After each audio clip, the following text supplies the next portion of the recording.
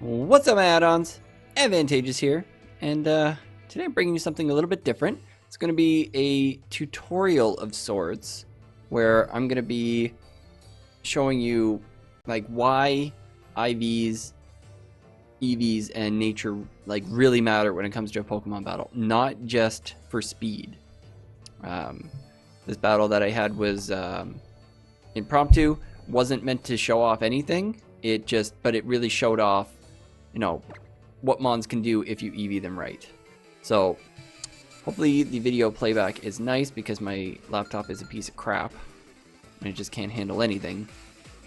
So I'm looking at this matchup. I don't see anything that really scares Hydreigon. I had another match with Mimikyu and I really wanted to get a U-turn off on it to break its disguise. I am Choice Scarfed. So here leads with Porygon, and I'm immediately worried about an Ice Beam coming my way. So I'm just going to U-turn out of there. I don't want anything to do with this. It's going to be bulky. It's all hell. So I go into Chestnut, who I know can take an Ice Beam. I'm specially defensive. I have the Drain Punch, and I'm going to be pausing this occasionally. Actually, I'll do it now, and then you guys can see. So I brought up all the different calcs, so I'll go over each one as it comes up. So Chestnut, specially defensive against, I don't know what exactly this Porygon 2 was, but it was a Trick Room setter with Ice Beam. So I'm assuming it was doing this, and this is about what it was doing to me without the special attack boost. So that's just fine. I'm in my video editor here. It's the only thing that can play it. So I know an Ice Beam's coming my way. I know I can live it. I was hoping to scare this thing out with a Drain Punch, but unfortunately that's not going to do it. I also don't want to get frozen. That wouldn't be very good. So I do go for Leech Seed. I figured that was my best play. And you could see it was doing about what the calc said. So it doesn't look like it has a ton of special attack investment. So I'm not too concerned about it. So he's now expecting the fighting move to come my way. So he's going to go into Mawile, get the Intimidate off. And there's nothing that I can really do to this thing. So Drain Punch does about 30%, maybe 25%. So what you would expect it to do. But I pretty much got myself right back up to full. So can't really complain. I'm in a good position. So I'm going to switch out into Magearna, expecting a Play Rough to come my way. No, I'm Assault Vest Magearna.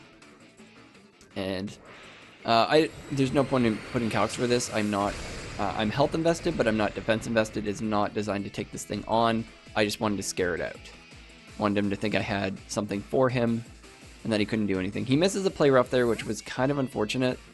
But it didn't have a play on this match at all, as you will find out. So I know he's not going to want to stay in because he doesn't know what I'm going to do to him. So I'm just going to Volt Switch out.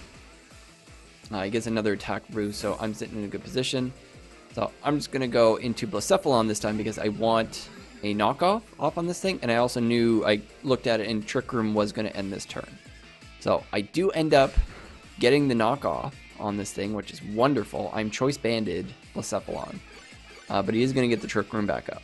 So no bueno for me. Don't like that at all.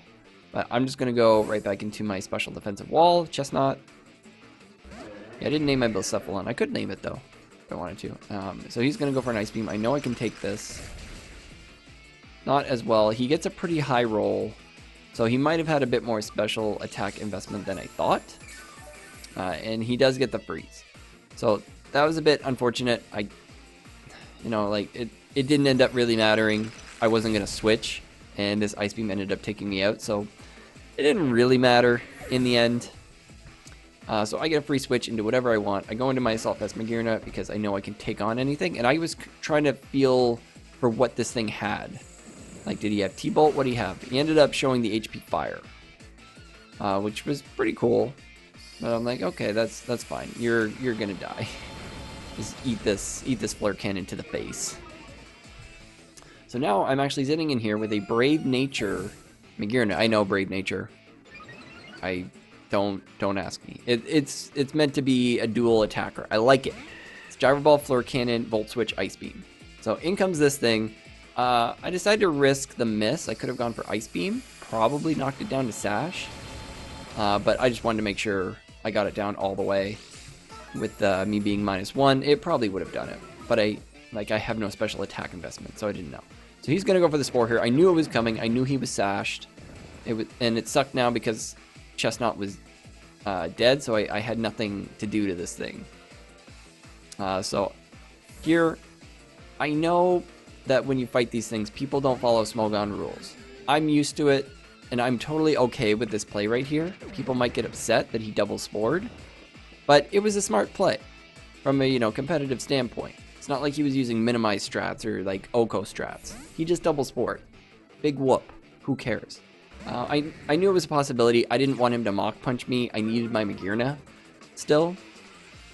So here, I am going to stay in and burn a turn of sleep. I did click Flame Charge on this turn. Figured I had nothing really to lose. It was a free turn, but he gets to go into his Gyarados. And now, I get to go into my Caracosta. Now here's where I'm going to pause it for the second time. And I'm going to show you guys the calcs that I did for this. So this is my defensive wall. I followed the EVs that we got in this. I think this was from like, it might have been from Oras. I can't remember. It's hard to keep track of them. But yeah, so fully attack invested +1 minus the intimidate. You can see only does this much. And that's +1 on a Gyarados. That thing is strong. So when I say that I take this really well, I'm telling you why it matters. I'm relaxed nature with a ton of defense investment, and this is a +1 Gyarados, neutral attack, and look at how little that does. Like, that does so little to me. It looked like he didn't have Earthquake. If he did, he would have gone for it here. I almost think that this was like a doubles team, because here I almost, this was a pretty big turn, because I almost went for Stealth Rock. I wanted it up so that the Breloom couldn't come back in for free. But I decided I needed this Gyarados gone. I really, really needed it gone. So I click Rock Slide again, I hit it, and this Gyarados is done. And I was about to lose to this thing. Like, that's why I needed it gone. Because I couldn't, I had nothing left to take this thing on. Magearna dies, Blacephalon dies. If I got it wrong, this thing might have gotten flinched, I would have lost it. And this thing, it now gets to come in. So it's sitting at about 75, and I'm going to show you why that matters in a moment. I think I did the calcs for this, but I think I calced it after that Earth Power from Hydreigon does 80% max to this thing. I think it was like 76 to 80%, but if it had special defense investment, I can't take it out.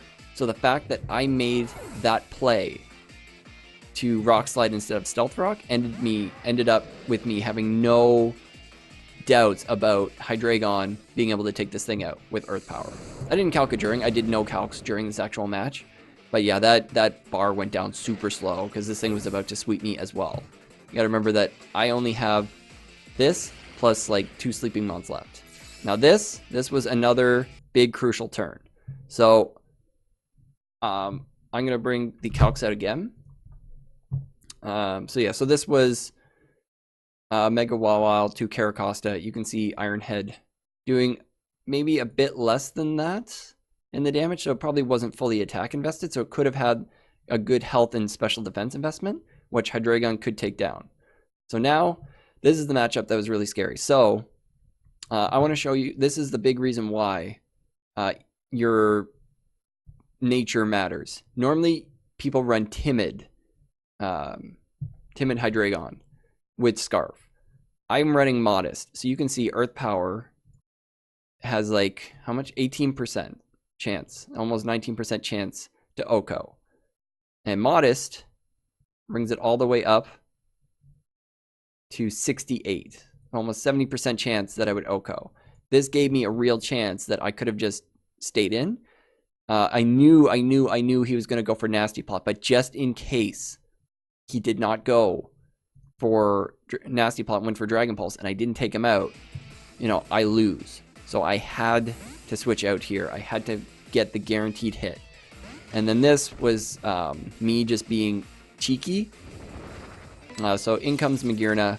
I'm immune to both his stabs, but I know he's got a fire move. I don't know if it's flamethrower. I don't know if it's fire blast. Oh, I should have brought that out, but oh no, I do have it out. So here he comes. He comes out. He goes for the fire blast as expected. But if you look at the calcs for that, fire blast +2 wouldn't have done enough. It would have done, half. Even if you got the burn, even if you got the crit, I still would have lived. And I still would have been able to come in on it. So he misses. It didn't really matter. Draco Meteor comes off. I don't miss it. I was very good at not missing my 90% accurate attacks, which is not like me. I usually miss those attacks. So this was risky too. I wanted to click Earth Power. But yeah, Mimikyu now gets to come in for free. He knows I'm Scarfed. And I couldn't leave Magearna in against Naganadel. I think I would have lived the Fire Blast. I think I calculated that I would have lived, but if I hadn't and he got the speed boost, then I lost. So I had to make that play. I had to go out. So now Mimikyu gets to Sword Stance up. Articuno's faster. I'll live a Shadow Sneak. Articuno has legendary stats. It's actually got pretty good defensive stats. But yeah, I just need to break the disguise and just get Hydreigon back in here, as he is going to go for the Ghostian Z. Not a surprise, I knew this thing was Z move. It was nothing shocking to me. So Articuno is not going to live this, unfortunately. So yeah, Mimikyu is going to just destroy my life, but that's okay. Still looks cool. Still like Mimikyu. Mimikyu's cool. It's annoying to battle against, but I got my way. So now I'm going to show you why natures matter. I'm going to Dark Pulse here. Before you see what happens, look. Okay, well, you get to see it. I flinch him. And why that matters, again, you got to look at the calcs. Oh, I did bring it out here. Okay, so yeah, so I did bring out the Magearna set. So Fire Blast would have done that amount. It probably would have taken me out, but he just would have been able to attack me again. I would have been sleeping. He would have got the speed boost. I would have lost. I had to switch. There's no question about it. So now the Mimikyu thing. So I'm going to go back to Timid, which what I would have been at. Dark Pulse has a pretty good chance to 2-hit KO, but there's a risk. Like it was a risk. Because I think this thing had health investment. Like if it had, let's say max health. I highly doubt that.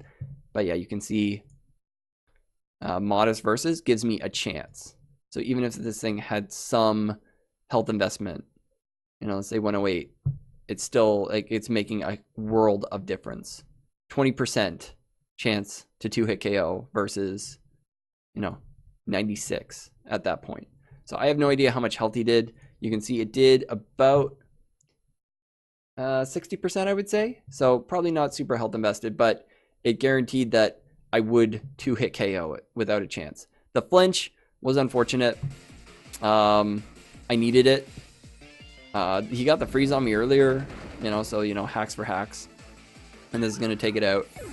And now the reason why... and so I guess you could look at it here. The Fire Blast miss did matter because this Mach Punch would have taken me out. But I am able to live it. Technician boosted. I did try to look at it. I had a chance to do it. So I take the win there. But I have one more calc to show about just Blacephalon. I burned one turn of sleep. Rock Tomb would have absolutely destroyed me.